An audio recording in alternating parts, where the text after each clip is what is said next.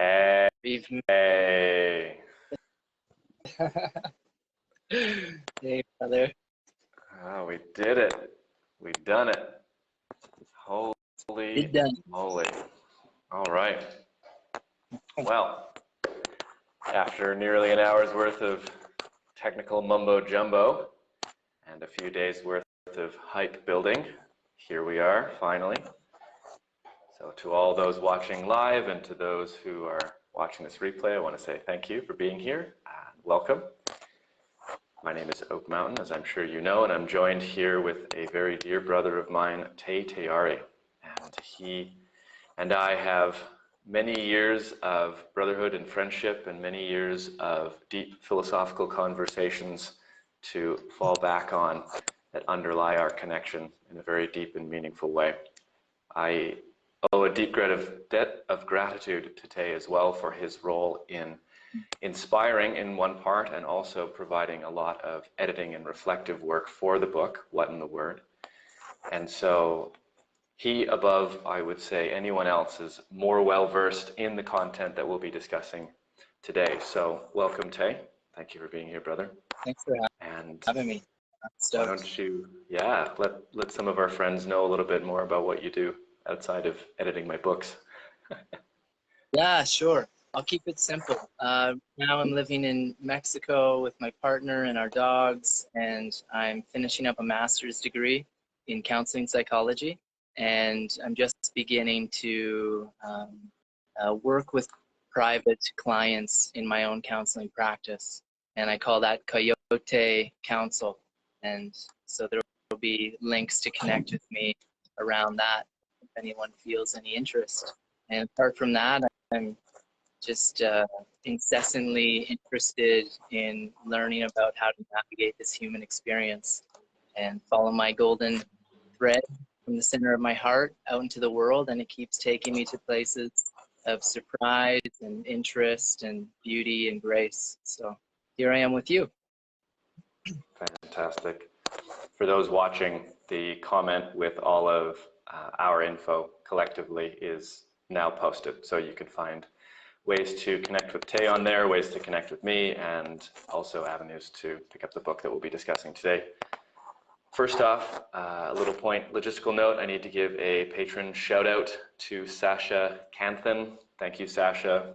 We appreciate your patronage here at The Smiling Human, and it wouldn't be possible without your support. So Sasha, you rock, and I know that he's in Sydney right now, and he's just finishing up a night shift. So from what he told me, within the next 20 minutes, he will be hopping on, so hopefully we'll be able to catch him then. Once again, thank you, Sasha. And yeah, we have a piece of writing, so I'm really grateful for everything that Tay has been able to contribute to this book. And one of the things that he offered to me that no one actually knows about, and we get to debut here today, is a piece of writing that he wrote inspired by the book. So do you have access to that on your computer in front of you now, and you feel good to jump into that? Yeah, let's get into it. Sure. Amazing. Floor is yours, brother. Okay. Our world is not simply just the way it is. Our felt sense understanding brings real creative energy to the transformative pulse of creation. We enliven stories through our meaning-making capacities, breathe life with our words, and dance with change through momentary form. The Tao that can be told is not the eternal Tao. The name that can be named is not the eternal name. The unnameable is the eternally real. Naming is the origin of all particular things. Free from desire, the mystery is realized. Caught in desire, they are only manifestations. Quote from Lao Tzu, the Tao Te Ching. Who is credited with transmitting the perennial wisdom of Tao into writing nearly 2,500 years ago. The first verse of his poetic exploration, as I just mentioned, is curious indeed. How can one begin to write or speak about the great mystery that nurtures the creative force of life other than to first state the most obvious fundamental truth, that we cannot capture the mysterious through the use of our intellect? In fact, that is the nature of mystery. It is not malleable to the institutions of categorization and standardization. It is not easily bent into submission by human desire. Being a mystery, the complex order of creation is quite different from the order that we impose through the rules of our syntax and the use of our grammar, which are relatively simple and biased. So it is that when we attempt to use the order of our words to explain life's mysteries, we find it nearly as impossible as drinking water from a fork. And yet there is an inherent quality held within the bone marrow of our humanity that allows for the possibility of real integrated meaning making. The animating spirit of our humanity draws us into the aliveness of Earth, while our hearts unwaveringly awaken us to the possibilities that emerge from our dance of life. Through our embodiment, we are given direct access to the spontaneous truth of the living moment. We dance and sing our humanness out into the world with our body and our voice. Together, we regenerate meaning. Stories come alive through us. Before our intellect has the chance to distort reality, for our brains are excellent at this, our heart touches upon the truth and is offered the enriching opportunity to be changed by a depth of meaning that the intellect can only begin to orient around. The heart's capacity to exchange meaningful felt sense information with the spontaneous living experience of now is ultimately that which directs an integrated being toward ever wholesome communion with life. And out of the most wholesome of communions arises the most holistic and worthy stories to live by, woven with words, infused with the breath of life. Such stories guide both intellect and culture further into the subtleties of reality, where a wellspring of ripe reflection resides. As a result, our trust deepens for our own capacity to hear the truth and speak valuable meaning into the world. For, as Oak so vividly explains, speaking without meaning or value erodes any potential for genuine trust and communication. Trust, like truth and value, are rooted in the living instantiations of any given speech, unquote. As we communicate with the living earth, including ourselves, our fellow human beings, and the more than human kin, whether through story or conversation, we are bestowed the responsibility of ensouling our speech and language with truth so that we may carry with us through the winding paths of life entrusted by our community an ethos of integrity and impeccability. And as you will realize through Oak's potent potion of a book, one of the most important skills to cultivate along the path is the ability to listen. For as Oak reminds us, remember, we are transformed less by what we say and more by what we hear, unquote. And are we not here to be transformed, to be filled up by the fullness of life and created anew moment to moment, to hear the depth of our shared beingness, which co-arises and co-creates with the breadth of the cosmos, and respond with reverence and respect for the betterment of all? Our ultimate response to the moment comes through our bodies, our voice, our speech, and our language, and through our capacity to align with the truthfulness of now. Such alignment may only arrive through real listening, that kind of full body openness that hears and feels the cry of an eagle and responds with an alertness, turning toward the sky, tracking magnificence, spreading arms and smiling mouth, and for a moment sensing that liftoff and flight is a real possibility. That kind of full body awareness that hears and feels the powerful sharing of a mother at a protest for women's rights, who just 2 days before had her own daughter violently murdered simply because she let her hair flow in public, where an embodied and inspired upsurge of energy leads to action-oriented steps toward empowering and protecting the rights of all women everywhere. That kind of full body receiving that hears and feels the joyous primal upwelling of laughter from a newborn baby and becomes immediately awakened to the possibilities of true love, true appreciation, true abundance. To be taken up and transformed by the moment, to be stirred into responding to now in a good way, we must trust the intelligence of life. Our embodied listening allows others to feel that we are here and willing, that we trust there is something to learn and live into, that we hold an intention of integrity, inviting the world to freely participate with us. For when others give us the gift of their listening, we have the blessed opportunity to strengthen the foundations of communication and deepen the roots of our shared stories. Oak suggests that to live with integrity is the means by which we justify the trust that others have bestowed upon us, unquote. I would suggest further that there is a trust bestowed upon our entire species as living children of earth and lineage holders of the creative force of life. This inherited trust calls us toward greater awareness.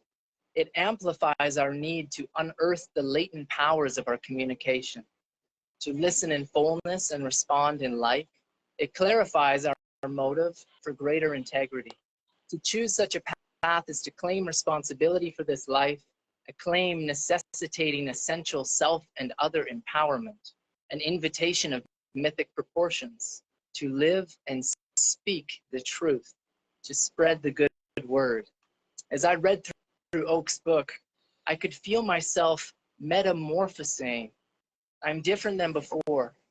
My care and attention for my voice and my words has drastically shifted. It is as though a hidden depth of awareness has been rediscovered, and I will not completely lose it ever again.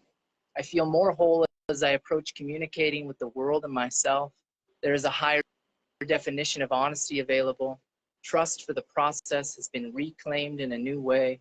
Ultimately, his book is an invitation into the initiation. Honestly, I know you all are ready. For as Oak precisely states, to live truthfully is to sweeten the lives of those you encounter, and likely those not yet born. And that's it. And so I'm sure I have lots of questions for you, endlessly, really. But I'm sure you have some reflections upon hearing that, and maybe that's a good way to get into conversation.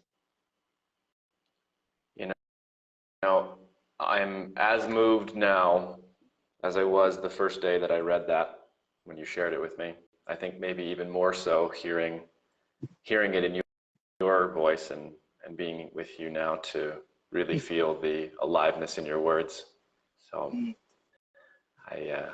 I feel moved into a grateful and humble silence in my heart, brother. I really appreciate the blessings that you bestow and the capacity that you've shown to receive and witness the intention behind this work. You know, as you broke down so eloquently through this process, there are so many different avenues and branches and rivers through which the power of our language flows. And it's evident to me, and has been for quite some years, and I'm sure it is to many of you listening, that language and speech particularly influences just about every aspect of our lives. And we can think about it in the present moment, where we find a great deal of investment of energy to say, how am I speaking now? How am I listening now? But what I loved in receiving your writing too is that how we are living now has been shaped by the development of language itself, and not just as a structured phenomenon, but how our parents spoke to one another, how their parents and their communities spoke to one another, and the foundational participatory dance that is communication between people, and how that is at least one of the major elements I believe we owe so much of our humanness to. So much of our current state of being, both good and bad, has come from this long heritage of communication in all sorts of different ways. So, thank you again. Yeah. The wisdom of the ancients, and also the hubris and the confusion of the ancients, or the not so distant ancients, are encoded in our language and encoded in our cellular expression because of that. You know, stories seem to be the foundation of creation. and certainly are infused in the biological processes of our organism and our organism/environment. And so we carry in our bodies this depth of story weaving that has come through from our ancestors. And there's a lot to be learned from that is both positive and also both very challenging, because there's a necessary unlearning with a lot of the stories that we have received, especially in recent decades where there's been this very dominant culture of Western expansionism that has had a lot of values guiding it that are inherently anti-life, at least anti-life anything other than human. So you could argue that includes the human, you know. So, you know, obviously stories are important. And so one of my big questions for you is, it's related to the truth of stories, and this is something that you discuss a lot in your book. You touch on the importance of truth, and you weave that throughout the entire book journey, how it relates to all the topics that you're navigating. And so my question is, like, how do we develop meaning, value, and trust in the truth of a story or the truth of our communication in order to co-create stories that are worth living? It's a great question. I think right out the gate, what comes to me is that on one hand, it's less about generating meaning and value and more about coming into communion with it. Because meaning is a property of mind, it's a property of the living conscious entity that we are as humans, and likely the non-human realm as well. And what I speak about in the first half of the book is that the living field of life itself is the meaning granting mechanism for all of language, for all of understanding, for all story. And when we orient our language in alignment and harmony with the field that is necessarily truth generative, that's when we enter into communion with things like meaning and value. So how does one do this, and why is it so important and impactful? Well, we can think about, like you mentioned in your piece of writing, it all comes down to the living world, the instantiated now, this concurrent, co-arising, this process of life that is unfolding in every single moment across this vast universe. And we can turn to the nature of the moment, this lived moment, to discover the window into which we can glimpse the truth. So what do I mean by this in simpler terms? The most true things are the things that are. Well, that's fun. I mean to say that when there is a genuine quality of being to an event, or a genuine quality of being to that which is being referenced in language, that is when the communion with truth is strongest. And so I'll give an example. Let's say I say to you, Tay, that car is red. Okay. Well, there's a whole bunch of things that are pre-necessitated, that are previous to that sentence even having the capacity to be true.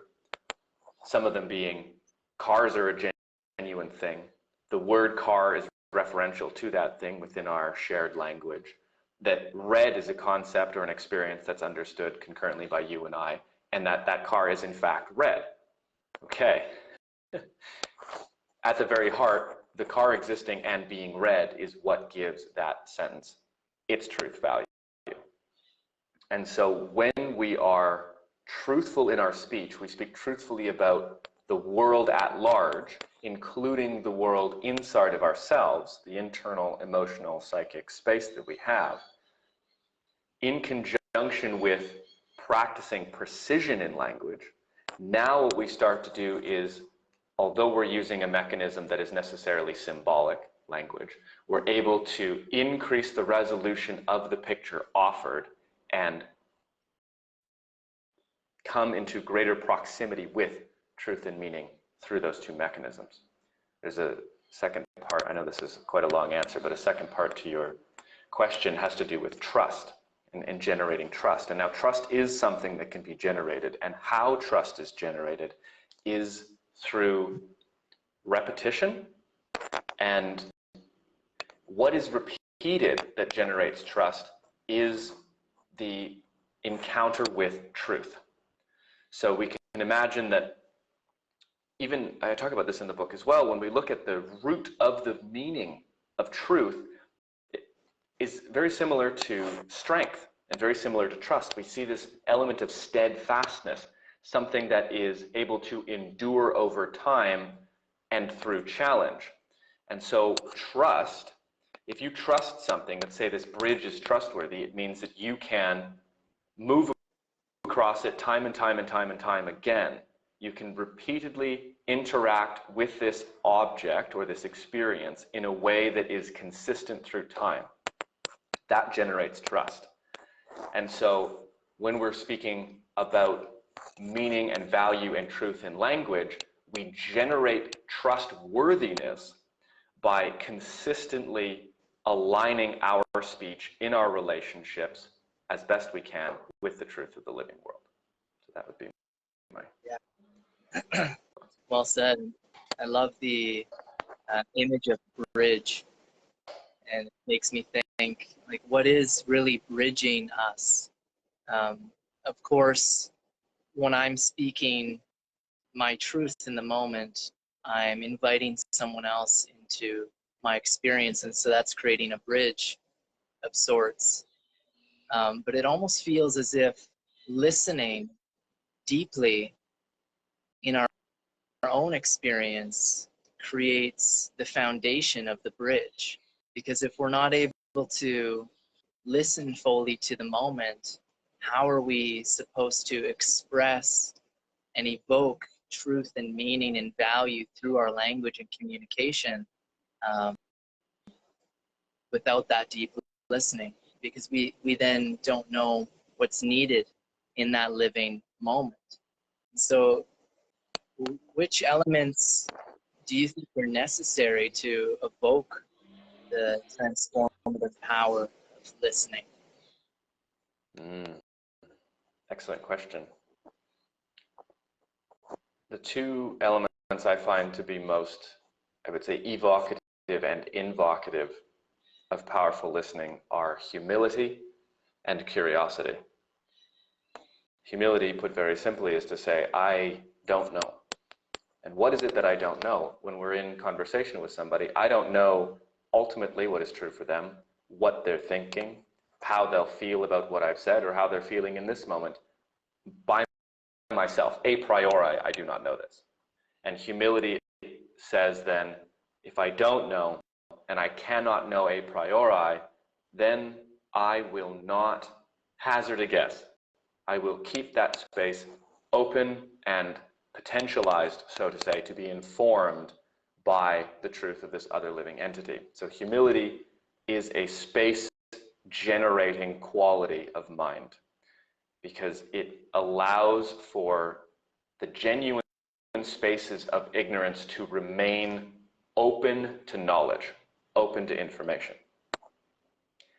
And how we can charge those spaces so that they are more readily filled with information, knowledge, and wisdom, hopefully, is through curiosity. So whereas humility said, I don't know, curiosity says, I want to know.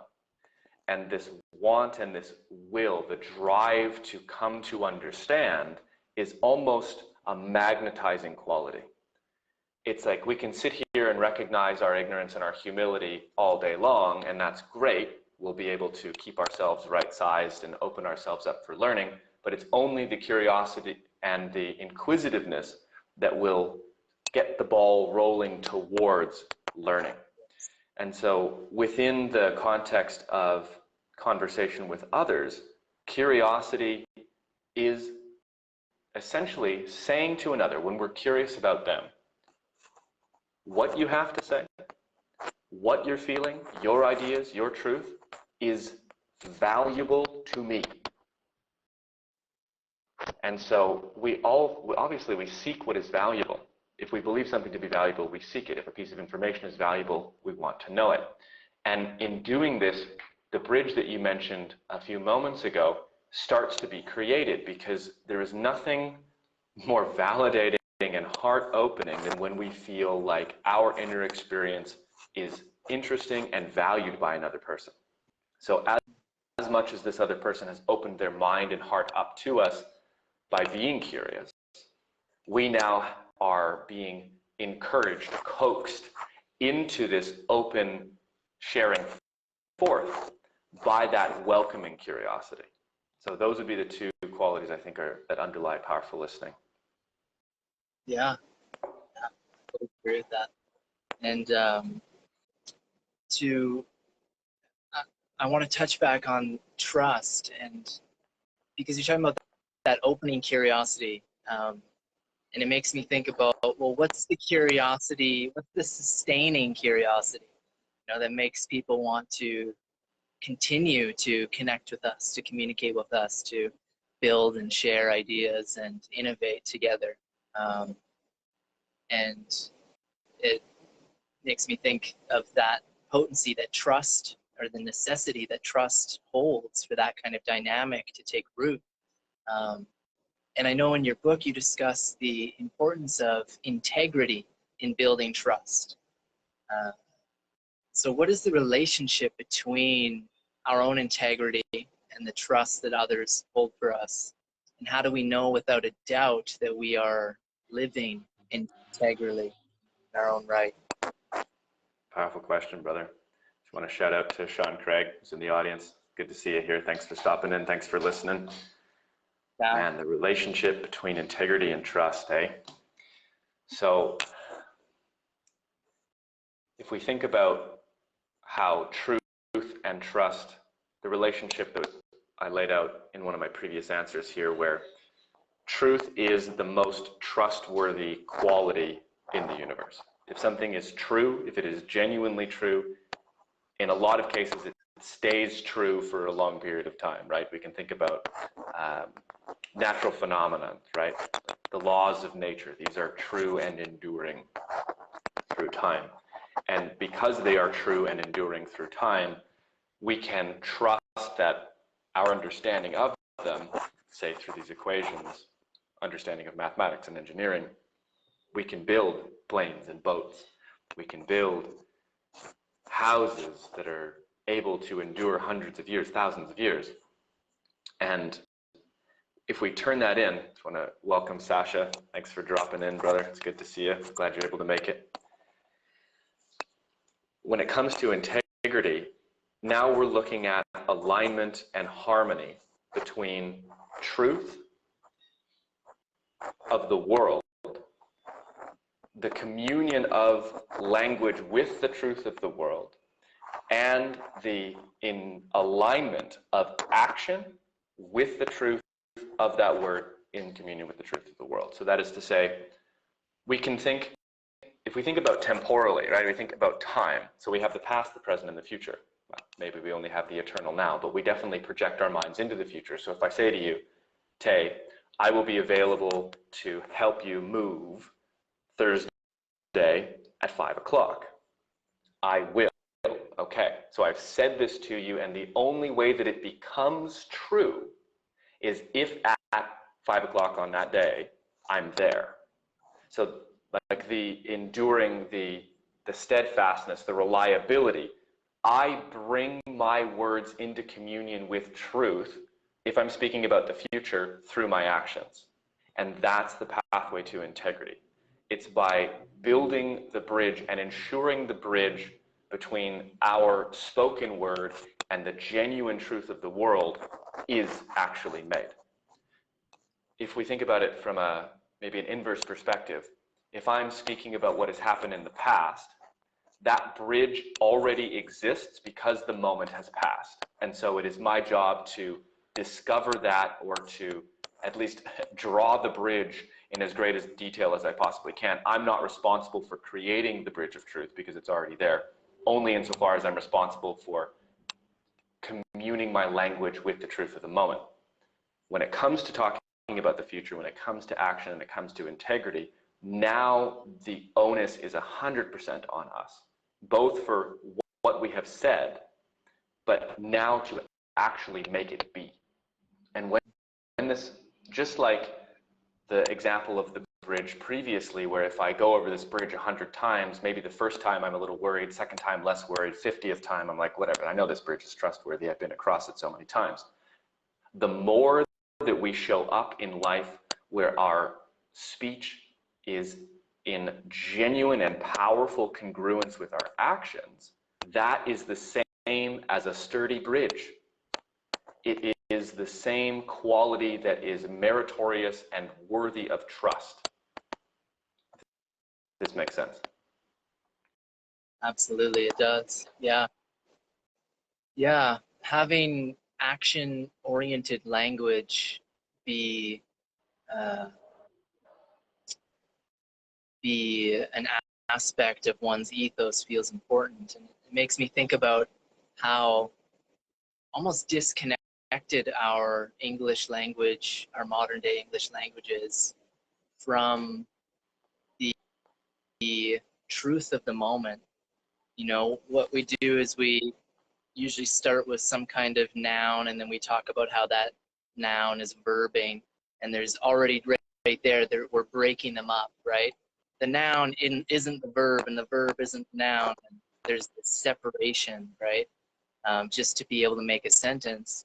And then, but then when we look out into the world, the earth, the living earth, is constantly verbing. You know, that's what the earth does. The earth doesn't really noun, you know? And so we're almost at this like deficit right from the start in the way that our language is structured today, the English language. And I'm curious if you have any thoughts around that. I mean, I know I think near the beginning of your book, you discuss like what are the origins of language? Like, where does language really arise and rupture out of? And I think it's linked to my thought there that the earth is verbing, and so it's verbing through us, and maybe originally our language was living instantiation of that through, you know, vocal patterning and expression. But I'm curious what kind of thoughts come up for you in that vein. Yeah, it's the difference between, say, a materialist reductionist point of view of the world and maybe a more process-oriented perspective. Understanding that the earth is verbing, life is a verb and not a noun. And in fact, all instances, all moments are a fluid continuation of this process of being. And when we think, you know, I heard you say, you know, the earth doesn't really noun. No, but the mind does. The mind nouns. The mind is the one that is compartmentalizing, that is dissecting, that is the one that creates packets, right? Distinction. And this need for distinction and this capacity to distinguish is important. It's vital, in fact. You know, is that a stick or is it a snake? Important to know the difference between stick and snake, right? Now, whether or not, in alignment with your question, our language was more in alignment with that verbiage, with that process orientation, with the living instantiation,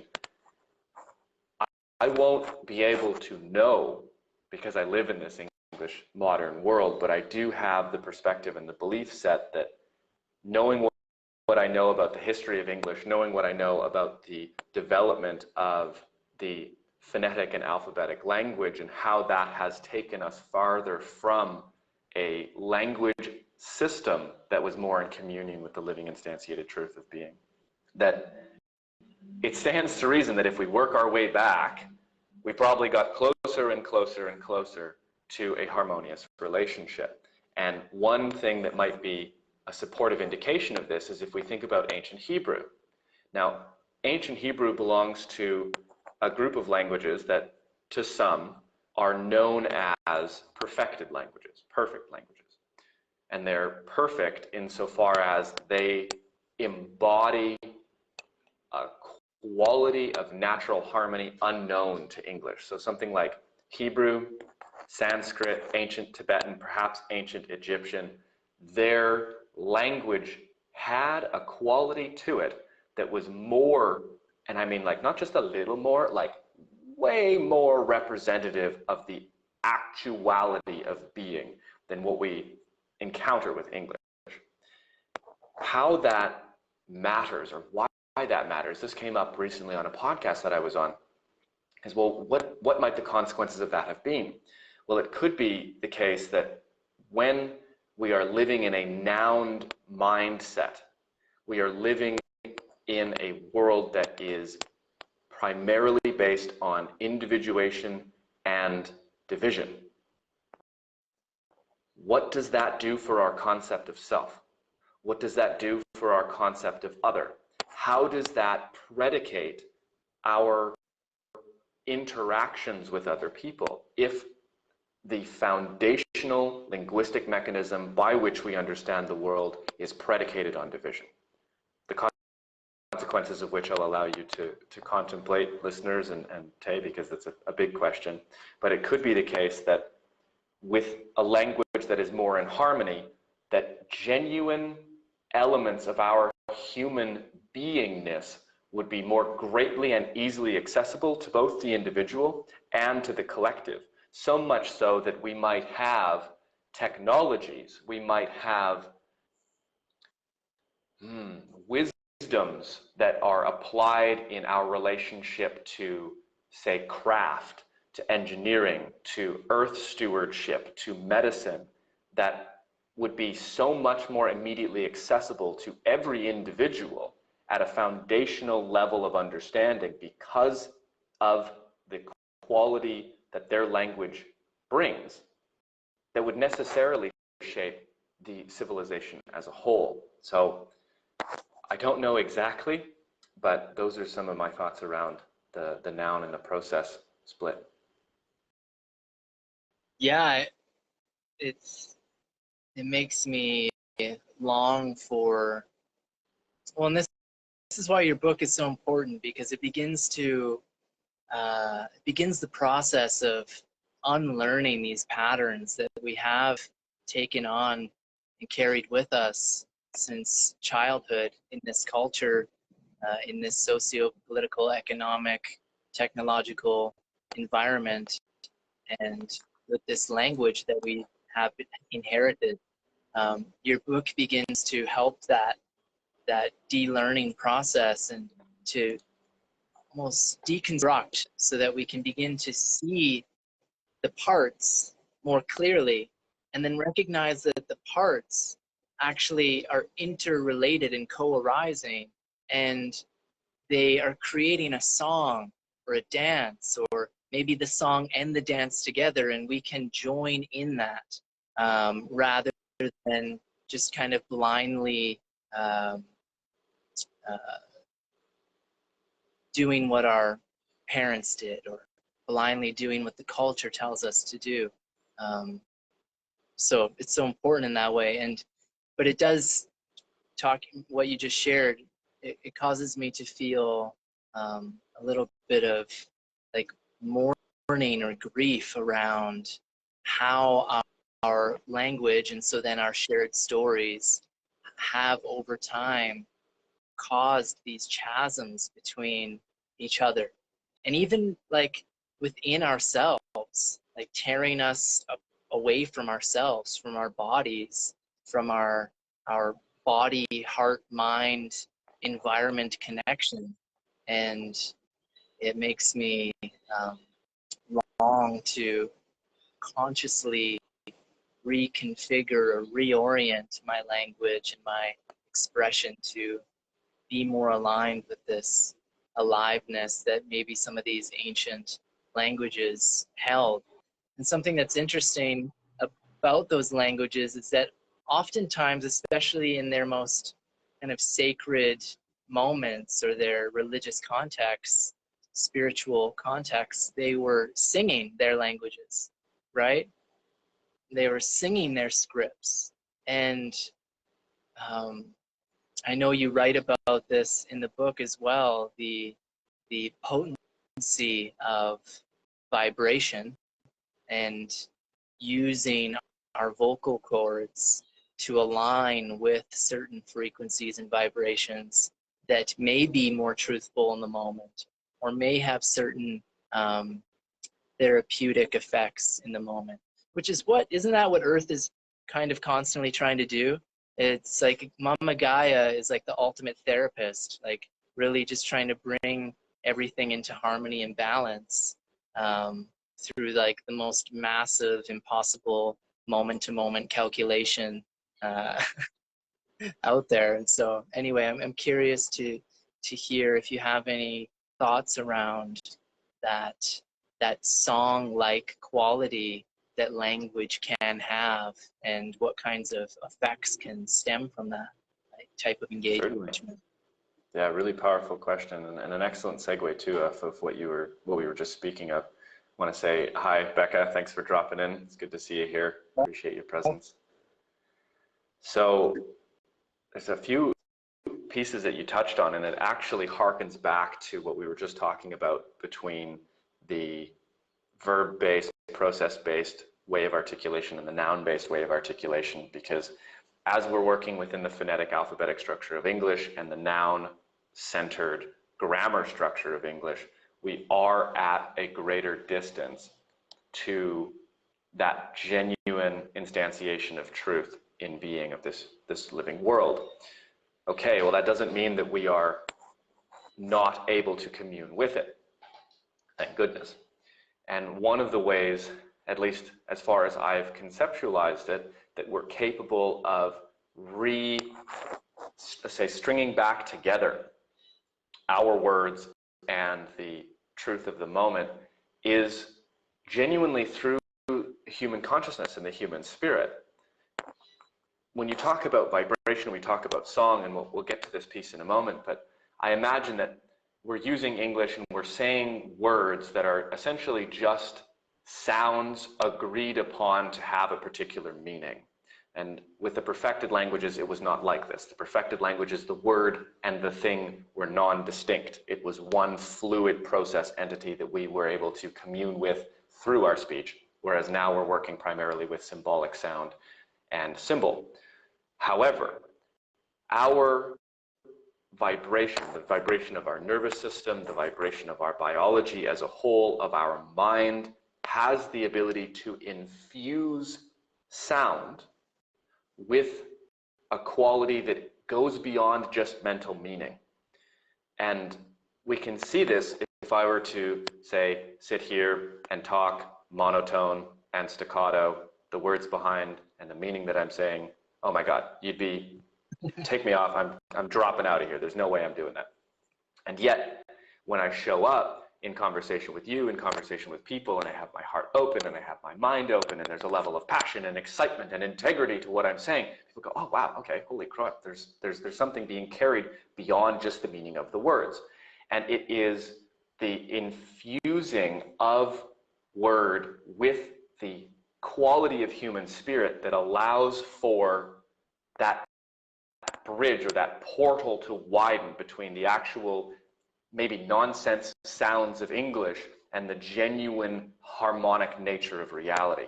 So now when it comes to sound and singing, we are going to introduce the idea of the harmonic relationships, harmony as a whole. So the infusing of the human passion into speech, the infusing of human emotion into speech is one way that we amplify the harmony of the words itself, just like we can amplify harmony by adding notes into a chord, by adding volume or amplitude to a wave. And why this becomes important, and I talk about this, I believe it's in chapter 4 of the book in Cymatics, the Resonant Universe, is that vibration itself, the very vibration of electromagnetism that's pulsing through your nervous system right now, the vibration of sound that's moving through my larynx and through your ears right now, they're all expressions of one phenomenon, and that phenomenon is vibration. And vibration is capable of producing harmony at any and all levels, as well as dissonance at any and all levels. And so if we think about, if I want to say something with meaning, then I will infuse truthful words with a genuine expression from my heart, body, being.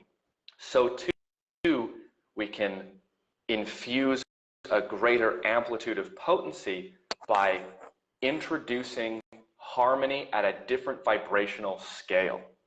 So we think about, there's harmony at the very molecular level, the very, very small vibrating pieces of my cells that are moving, right? And then we have scaled up the vibration of sound itself.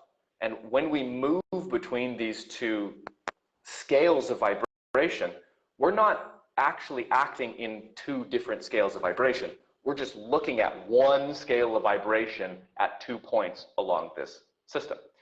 And so to take a very scenic route back to the center around your question, is that when the ancient civilizations, like the Hebrews, like the Egyptians, like the Hindus, were working with these perfected languages whose words were extensions of the living expression of this life world, when they take those and they infuse them with the harmonies of tone, harmonic relationships of tone, we have now leveled up into a part of intensity, a level of harmonic influence that can be understood through the study of cymatics. To take a very broad and complicated system of study as cymatics and bring it down into 3 words: vibration, orders, matter. Vibration, orders, matter. And the order that matter takes in relationship with vibration is determined by the quality of the harmony therein. And so you can imagine that the matter of one's body would orient itself in a more precise and harmonious expression of vibration when the word is a genuine extension of the truth of the beingness of reality and infused through tone and song with the harmonic qualities of chords and music. So very, very powerful way of transforming the mind. Right. Yeah, well explained. Yeah, and so of course today we're dealing with modern English language, and we don't have the opportunity to work with one of these ancient perfected languages, but something that we do constantly engage in, and that we have the opportunity to refine and perfect, or to use that kind of metaphor, is our ability to tell stories, and our ability to tell stories that have not only internal feeling, sense-based qualities, but that actually have a living physical effect on our bodies, and then on the way that we express, and of course on the way that we enact our ideas and thoughts and emotions as well. And you have me thinking about, like, a great storyteller, they may not be singing a song, even though, you know, the ancient bards would literally sing their stories. Great storytellers today with modern English, they may not be singing, but their cadence, the way in which they are drawing you into the ups and downs of the story, and they're creating a feeling landscape that can be quite hypnotic, and in that hypnotic state, there's this real possibility to begin to reorient oneself to a new frame of reference. In other words, to be transformed by the story. And so I know that you talk about story in the book, and it's I mean, that's, again, one of those very big topics, but I'm curious how you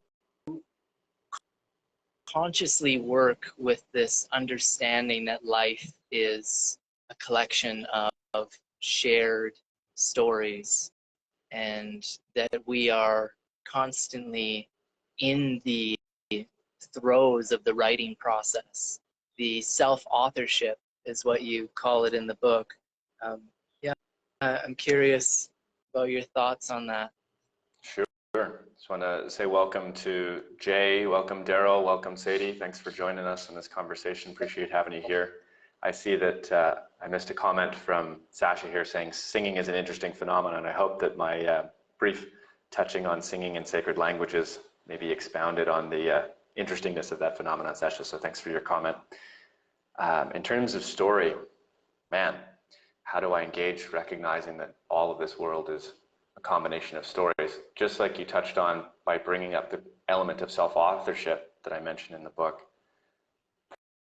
Primarily, my focus is on the story that I'm writing in any given moment through each and every thought that arises in my mind. That's my first focus, because ultimately, just like we're talking about how the ancient languages would have opened these doors and portals to a more close union with the genuine harmony of nature, so too does every thought that is formed in language present to us an opportunity either to harmonize with or to enter into dissonance with the natural state of truthful being. So by drawing my attention most clearly to the stories that I'm writing in my own mind, I bring in those two qualities that we touched on around powerful listening, which is humility and curiosity.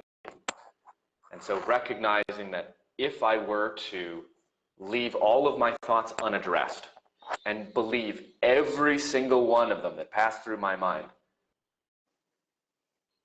the consequences of that would be horrific, because there's an element of uncontrollability, reactivity, of animalness that is not contributing to my highest expression of harmony and compassion in this world.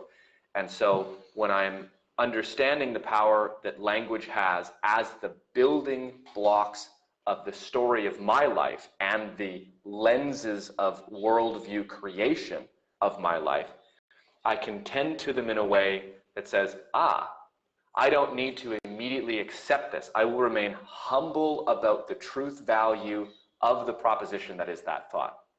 So it's like, oh, that person doesn't care. Do you know this? Or do you just think this? Oh, they don't actually want to speak to me. They're more interested in doing this. Do you know this? Or are you just thinking this? Humility, humility, epistemic humility. And what that does is it allows for those moments where I do encounter a genuine instantiation of truth in a relationship or in my own living body as it speaks to me through the aperture of my own mind, that I can take the more truthful language thoughts and use them as the semi-stable structure in my world-building process.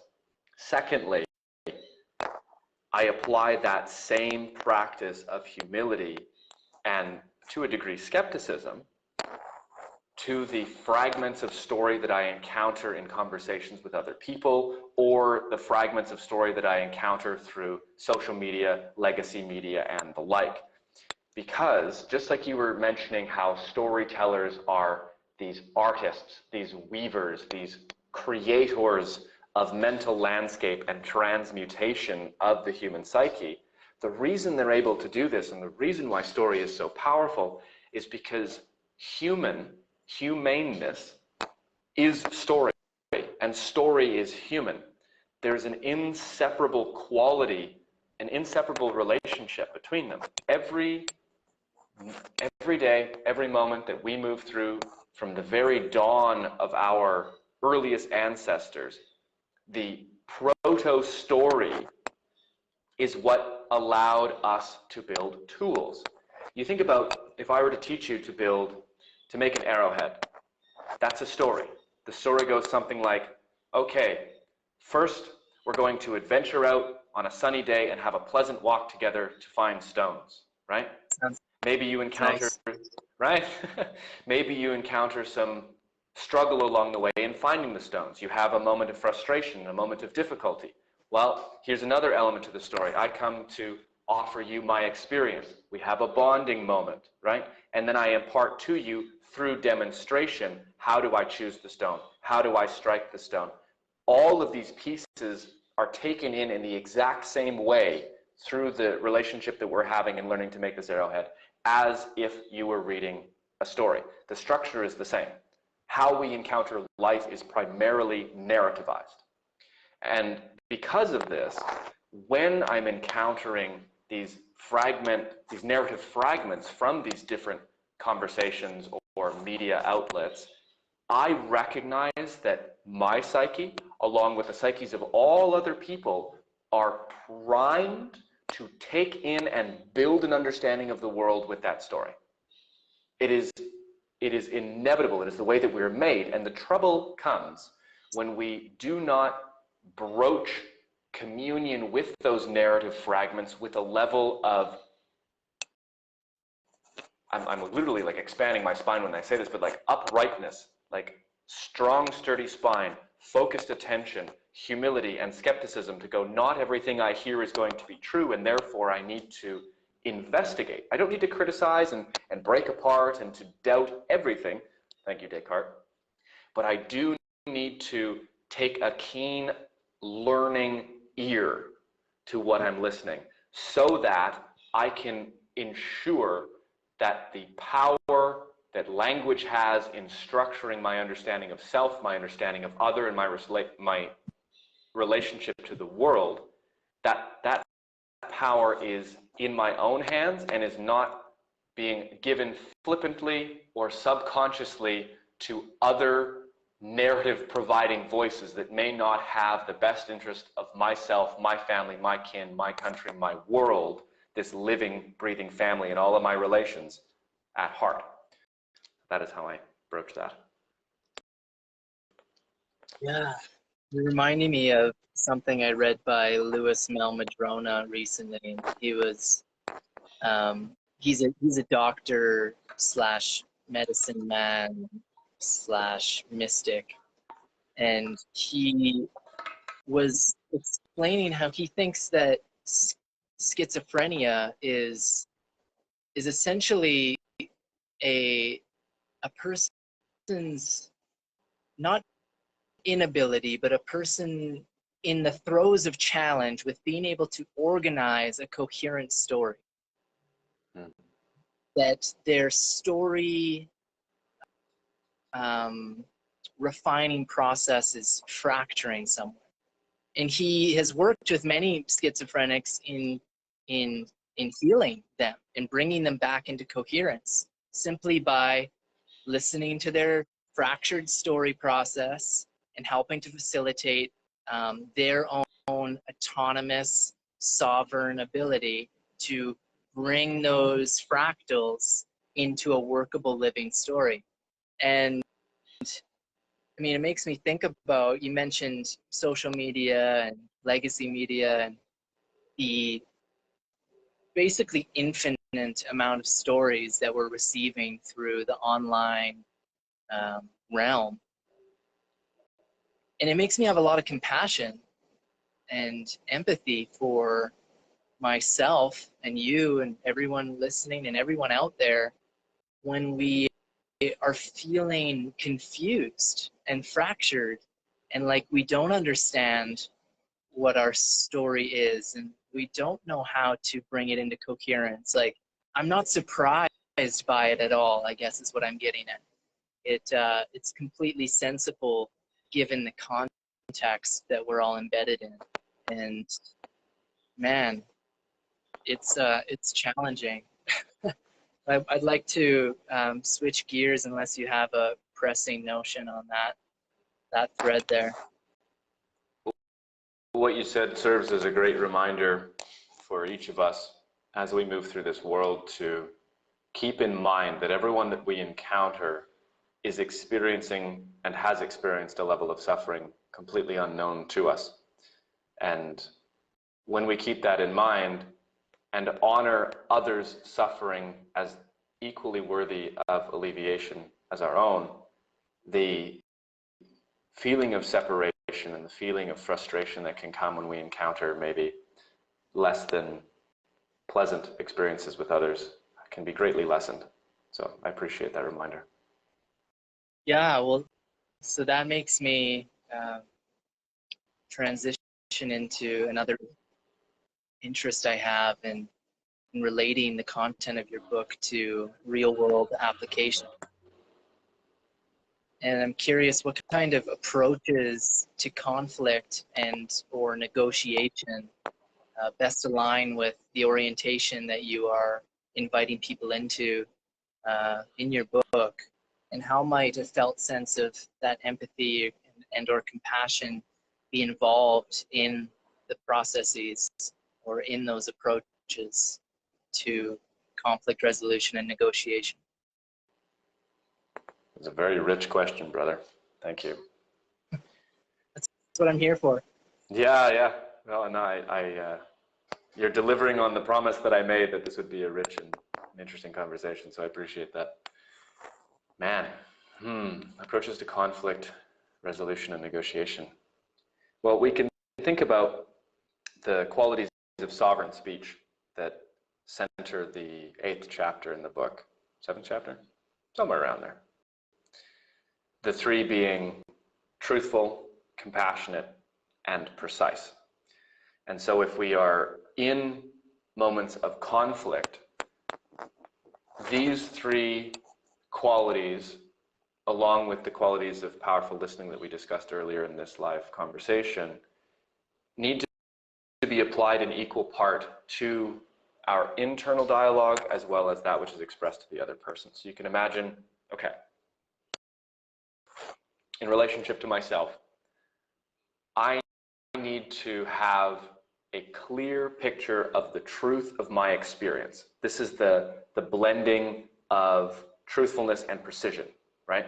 I need to know what's going on in high enough detail that I can offer that information in a meaningful and informative way to the other person.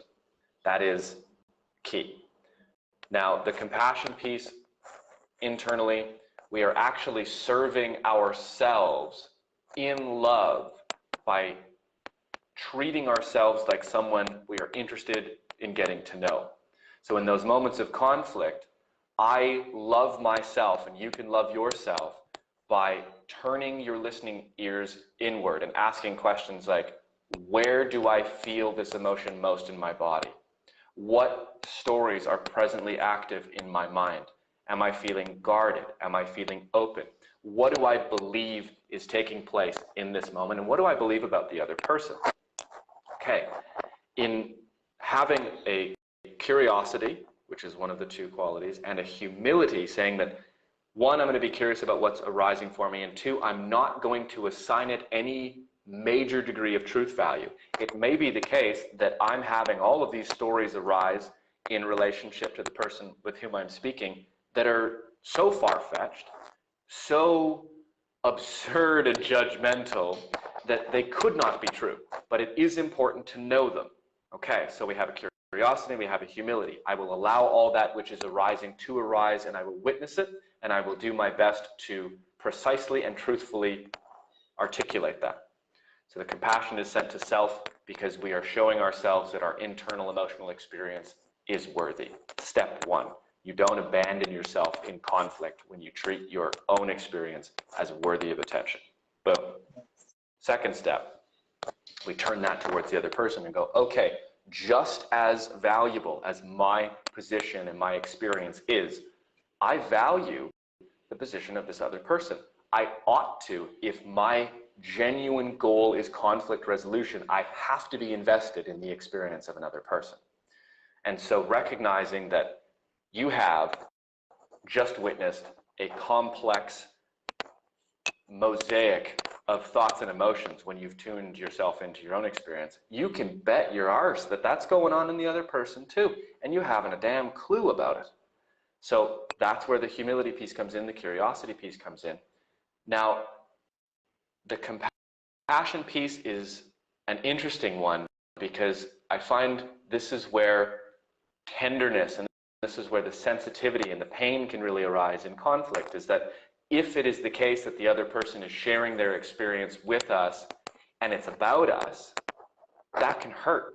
That can really sting to receive, say, oh, I felt like you didn't show up in a loving way for me today because of X, Y, and Z.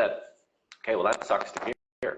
You know, I want to think of myself as loving and compassionate and really supportive in relationships, but it turns out that in this hypothetical example, I wasn't.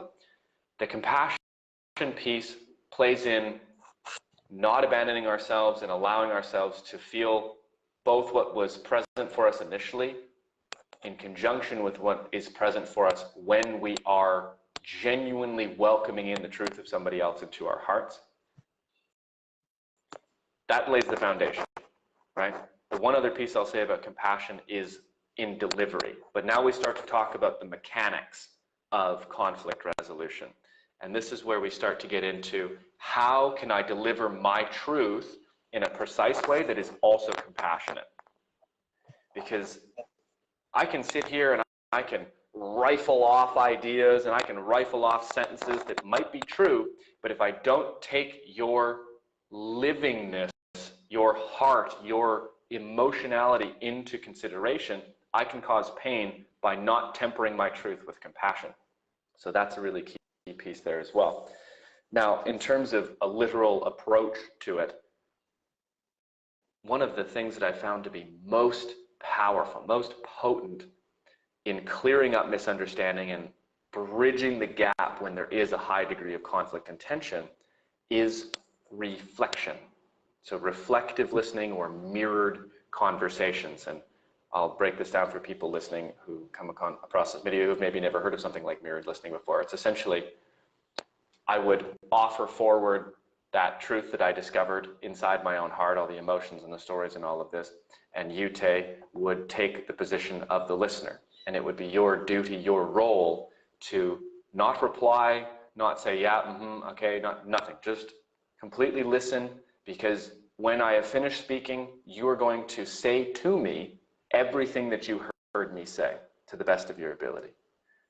What this does is it gives us the opportunity not only to, one, practice deep and non-judgmental listening, but also catch the moments, the natural distortions that come up when we take in linguistic information.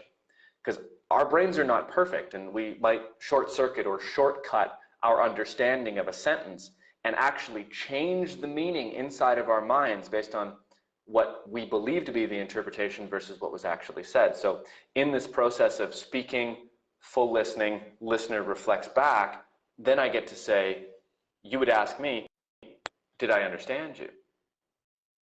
And I could say yes or no based on that. And what this does is it creates the opportunity to go back and forth until exactly what was said is what was understood, and then you can switch roles so that there's no distortions introduced because of ambiguity or because of emotional reactivity or projection, or all of these things just completely get stripped away, and we focus our attention on being accountable and integral in our speech so as to maximize the likelihood of being understood and understanding. Before I pass it off to you, I want to say here that we've got a comment from Sasha that says, I like the fact that the book seeks to assist individuals solve challenges of communication in a globally connected world. You know, thank you, Sasha, for that comment and for that recognition. Having lived through a myriad of different communication breakdowns through personal relationship, business relationships, watching other people's relationships fall apart, and really having it drummed into my mind that communication underlies the strength of relationships, I thought, man, we're awash in a world of language. We are saturated in speech and linguistic messaging and all of these different narrative frameworks, and we rely on it as the lifeblood of our intimate relationships. This awareness, in conjunction with my desire to be of service and to offer something meaningful and healing into the world, is what drove me specifically to the topic of the book. So I appreciate that recognition, Sasha, and I'll pass the floor back to you, Tay.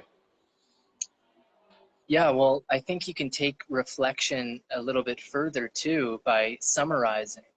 You know, you get to a point, maybe you've reflected back and forth, you feel like you're tracking each other, and then you get to the point of like, okay, now we need to maybe generate a story here that we can agree upon from all of these reflections and sharings, so that we can now move into the next stage of really resolving this and moving forward with a shared story that is feels like it's in coherence for both of us. And so that summarizing is kind of a bit of a next step, where you're simply just summarizing, you know, everything that's been shared in a more of a short form, and maybe taking that further and discussing some of the feeling and emotion that's involved in it, and maybe some of the meaning that could be taken from it.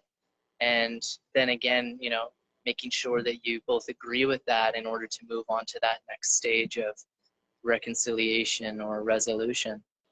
100%, man. I think that Yeah. brings to mind Um, a really interesting piece around the intention of a conversation. It's like if we are encountering conflict, what is our intention entering into this conversation? Is it to find conflict resolution? Is it to find understanding, to reconnect at a level of trust and intimacy? Or is it to just be heard? Do I want to get my point across? Do I want to be right and prove something? And how we approach our intentions in conversation is going to shape necessarily the quality of outcome that we find. And the reason I bring that up is because rather recently, I was introduced to something called generating shared meaning in a conversation, and how if, let's say that you and I, as an example, maybe we went through something rather traumatic together. Maybe we encountered something that was very dangerous while traveling these beautiful states of Mexico, and it was challenging to the both of us, and maybe there was some conflict involved. We could sit down together and, through sharing and reflecting like you're talking about, actually come to not only exchange the meaning of the experience from both of our perspectives, but intentionally generate a shared meaning and understanding that is the sort of the Venn diagram of the experience, where you and I can actually exist, and that bridge is built now. If we have a shared meaning for an experience, now you and I actually have a part of ourselves that is the same inside both of us. It's a very, very powerful practice. Indeed. Yeah. Yeah, very cool. So where does the word no and all of its iterations fit into this?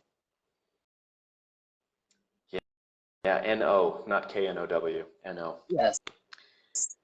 Yeah. N-O. First thing that arises for me is the articulation of boundaries, personal boundaries, emotional boundaries, relational boundaries. When I think about harmony in language, oftentimes I lean towards yes being a very harmonious energy. Now, that is only the case when that which is being offered that yes, that what we're saying yes towards, is in healthy and supportive congruency with our needs, with our wants, with our trajectory of growth. And that's not always the case. And so no is necessarily a boundary generating energy. It doesn't always have to be, because there can be some play to it. And this is where we blur the lines. We enter into the gray area of language where no doesn't mean no. I could say something, you could ask me a question, and I could be like, nah, no, I'm not doing that for you. There's no way I'm going to pick that up. Right? You know that I'm full of crap, and that, of course, I'm going to help you. But I'm going to say no just to generate a sense of humor, to be playful in that sense. And we see that language, play and humor enter into language, at least in one avenue, with the bending of meaning. And so that's an interesting area for no to exist in. Can I jump in there for a moment? Yeah, do it. Also, like, you saying no, like, let's say it's playful, but even there's some reality and truthfulness to your playfulness. Your no could be inviting me into a better perspective of where you're actually maybe kind of at, and then can elicit a deeper conversation around what your needs are in that act of helping me, right? And so in that moment, it is, you could be inviting a conversation towards some kind of boundary setting, or you're inviting the negotiation into a greater depth, where you're establishing autonomy for yourself too. And that's something that's interesting about no. When we are able to bring a no out of someone in a conversation, and particularly we're talking about conflict and negotiation, we are kind of, or we are giving them a moment of autonomy and sovereignty to say, no, this isn't actually what it is. And so then that, rather than being a total shutdown of the conversation, which some people might think, right? There's this kind of incessant drive that we have to get to yes. But if we get to no, it doesn't need to shut everything down. It can actually be a kind of creative doorway into learning more. Just a thought that came up when you're talking there. Yeah, absolutely.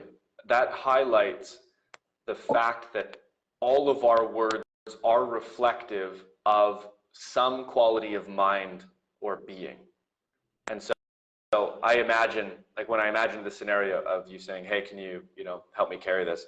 I imagined us sitting at Oasis, just outside of Alex's studio. What was Alex's studio? And we used to sit there and have chats around, and how a moment like that where I could say no, and I've actually had this happen with you, and this is, I think, a testament to one of the things that I appreciate a lot about you is your willingness to be curious, to be loving and open to other people's experiences, is where I'll crack a joke. I'll say, oh, I'm not going to help you or something like this, and you will check in. You'll be playful, but you will check in. And what that offers you, one, as you mentioned, is this portal into deeper awareness of my experience, but it's also an invitation for me in that moment to go, it's like, I'm actually willing to help you. I'm just feeling lazy, and that's why I said no, or something like this, right? So sure. an interesting piece. You can also think of no as,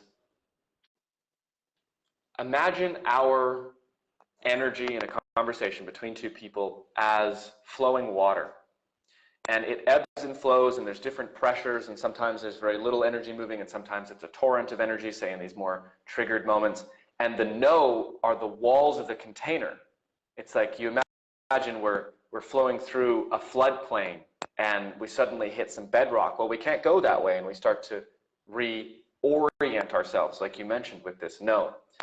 And the structure that no indicates and also can generate is deeply supportive to internal boundaries and making sure that we don't abandon ourselves at a very meaningful level. Because fundamentally, just like you're saying no as a means of activating autonomy, anybody who has been around or has children who've grown up through the first 3 years, there is a phase, first 5 years, where no is their favorite word, typically for children. And it's because no, as a phenomenon, is their first relationship with power. I now can control the situation when I say no. If we imagine ourselves as never taking any action ever, we could just sustain our lives and just float through the world. That would be saying yes to the existence of everything. We wouldn't be pursuing anything, but we'd necessarily be in a state of yes and receptivity. But no is immediately an expression of will out into the world. And that can be abused. Obviously, we can close ourselves off, and that no can start to ossify protective structures. No, I don't want to talk to you. No, I don't want to talk about it. No, I don't want to look at this. No, I don't want to challenge this. No, I don't want to go there, right? And we start to say no to life as a whole, which is maybe the more extreme expression of where these structured energies of no come from. But somewhere in the middle, we have no as a compass. And the felt sense of no allows us to more readily orient to a felt sense of yes. Mm. And when we are more apt and more, say, skilled at orienting ourselves from our no's and from our yeses, now the quality of speech that we can offer to other people is maximized. How much more would you trust me if every time I felt a no, I gave you a genuine no? That when I actually offered you a yes to something, there would be no doubt. Because you could look and go, if he didn't want to do this, he would have said no from the very beginning. Yeah. And so there's this alleviation and this deeper trust that can be generated between people when the relationship to no is as strong as the relationship to yes. Yeah. Yeah, and so then that begets a necessary understanding that we need to respect people's no's if they are to have faith that they can truthfully express their no in our presence, and so that we'll know when they are being honest with their yeses as well. But speaking about children, you brought children up for a moment. This is the last question I have for you, and it's related to the passing on to generations. And I'm wondering, like, what is our greatest responsibility while engaging communicatively with each other, and how does our communication and that responsibility affect our future generations? How does that carry forward into the future? And I'm reminded of that quote that I put in the end of that writing piece I did for you, where you say, to live truthfully is to sweeten the lives of those you encounter, and likely those not yet born. So that hints that maybe that's what our greatest responsibility is, but I'm curious to hear you jam on that to finish this conversation on. For sure, brother. Thank you. That's a big one, and that closes out the book as well, as much as it closes out this conversation and the piece of writing that you offered at the head of this talk. Now, there are qualities of being, qualities of mind that are genuinely valuable. How we know they are valuable is by the fruits that they bear when we earnestly pursue them to their fullest end. One of these values is truth. And so the pursuit of truth is both the pursuit of knowledge and wisdom, and also the pursuit to live truthfully, to be an embodied expression of the harmony that is truth. And so our greatest responsibility while engaging communicatively, I think, can be embodied by the qualities of sovereign speech that I mentioned in the book, but we can think about it like taking accountability for the very real and very inescapable power that our voices, our words, our thoughts, and our actions have on this moment and every moment to come.